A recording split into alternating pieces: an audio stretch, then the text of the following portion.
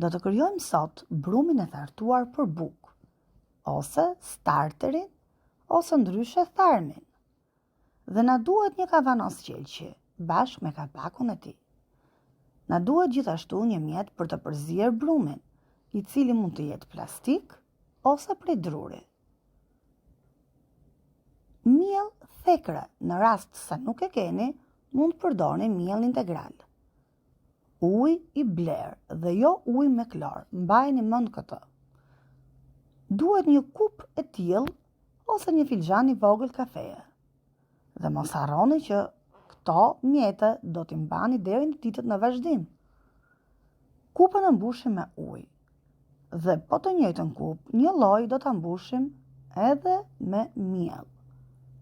Pra duhet të jenë njësoj. Do t'i përziejmë së bashku derisa të bëhet një masë e njëtrajtshme.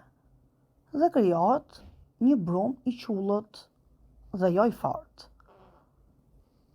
Do ta mbyllim kavanozin me kapak, por jo hermetikisht.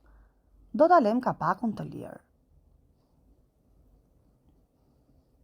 Gjithashtu do ta vendosim në një cep të kundra bufes ton, aty ku nuk na prish punë, por që duhet patjetër të jetë në temperaturë ambienti. Për të gjithë ditët në vazhdim. Mos harroni që ditën e nesërme do ta ushqejmë përsëri me po të njëjtat masa që përdorëm dhe sot.